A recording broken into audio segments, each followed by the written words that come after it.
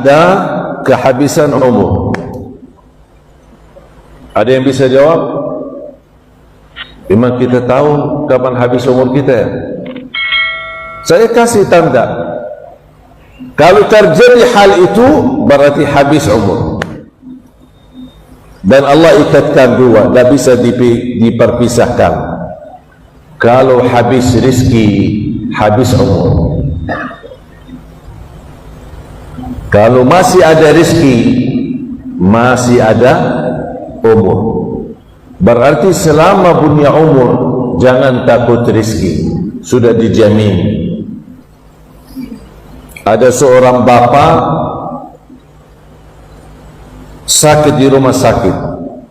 Lama cerita itu kejadian. Sakit parah, saking parahnya sakit, pingsan, koma 3 hari. Habis 3 hari, tiba-tiba bangun. Bangun, qadarullah bangun. Bahkan bangun sehat. Sambil doktornya pun heran, keluarga, kok ada apa? Sambil mereka senang, bahagia, ayah kami sehat. Sehat, malah duduk biasa-biasa aja. Pak sakit? Enggak. Malah dia pingin bawain nasi padang katanya. Minta nasi padang. Dibawain nasi padang. Habis dia makan, bismillah, sudah cuci tangan, aman.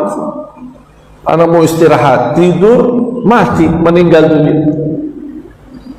Allah bangkitkan dari koma karena rezekinya belum selesai. Makanya malaikatul maut masih bertahan, dah boleh cabut nyawanya dulu. Karena masih ada nasi padang belum makan. Begitu dia makan, kata Allah sama malaikatul maut, sekarang cabut nyawanya. Sudah habis rezekinya. Lan tamuta nafsun. Apa kata Rasulullah? Lan tamuta nafsun. Lan, tidak akan. Lan tamuta nafsun hatta tastawfi rizqaha wa ajalaha. Tidak akan jiwa pun boleh mati sebelum diselesaikan oleh Allah rezekinya dan ajal. Berarti rezeki sama ajal tidak dipisahkan. Habis rezeki, habis ajal. Masih ada rezeki, masih ada umur. Makanya jangan stres soal rezeki. Selama masih punya umur, dijamin rezeki.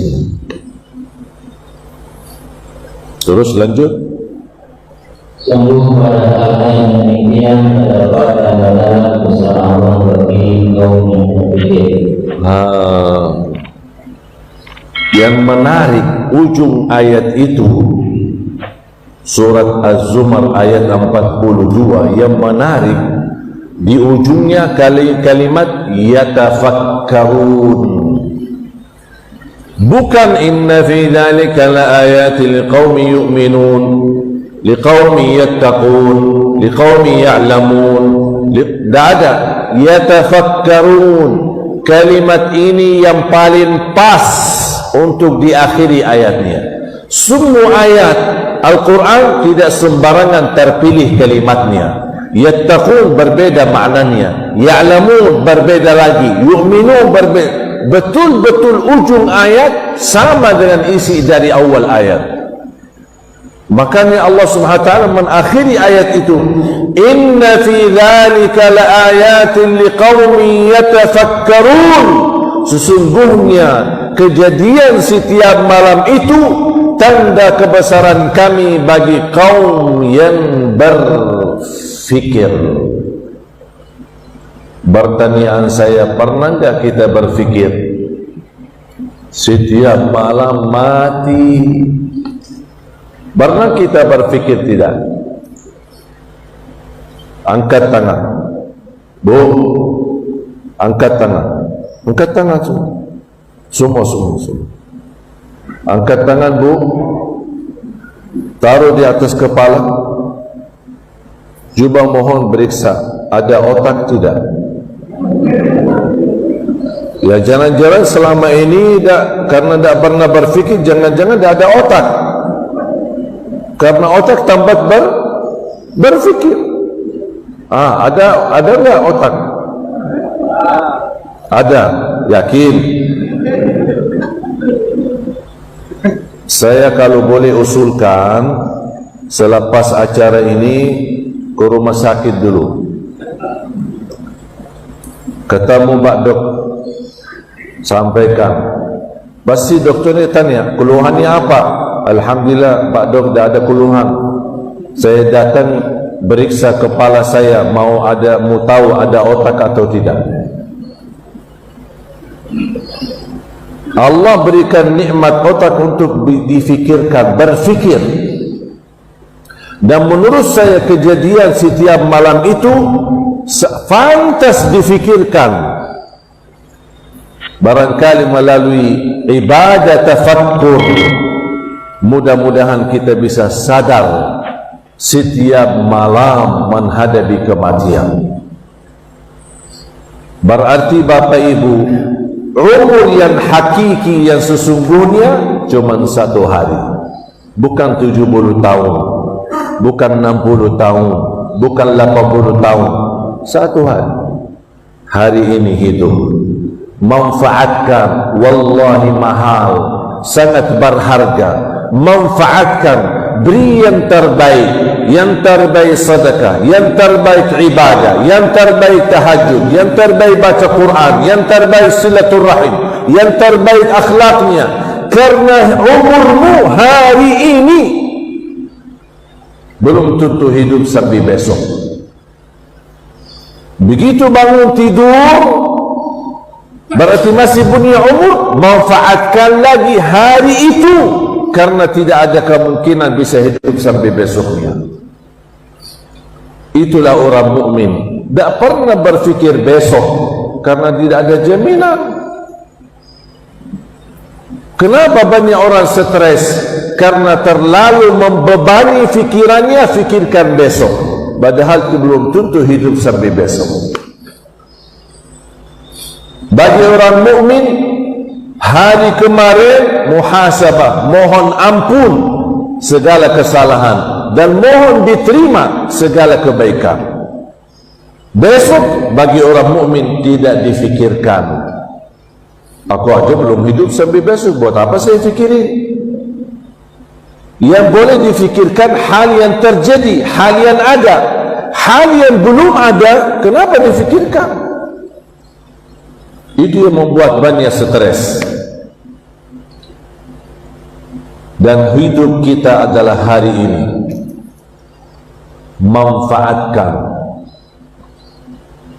hidupkan dalam segala kebaikan, maksimalkan. Cari dunia sungguh-sungguh, cari akhirat pun sungguh-sungguh.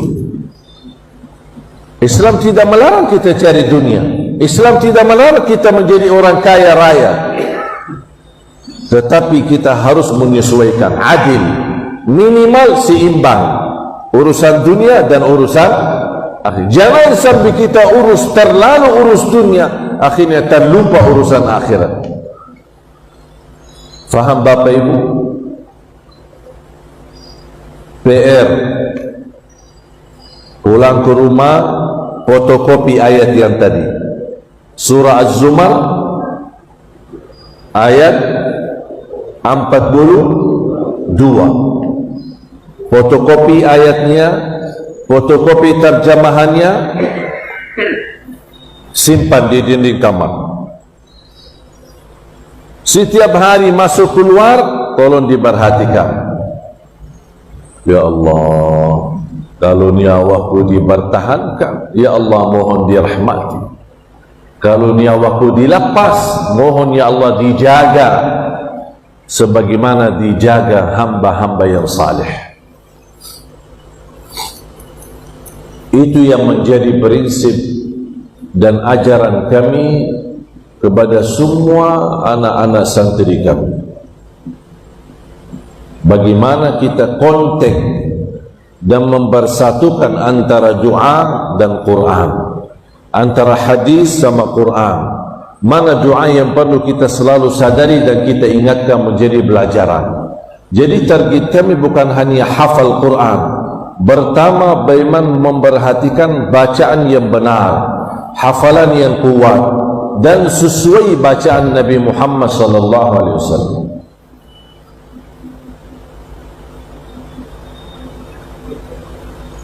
Tidak pernah kami memperhatikan atau terpengaruhi dengan suara yang indah. Suara indah itu bagus, tapi tahap jauh, tahap yang lebih utama, huruf, bacaan, ucapan itu lebih diutamakan. Membaca Al-Quran dengan benar, dengan baik itu wajib. Menghafal Al-Quran tidak wajib.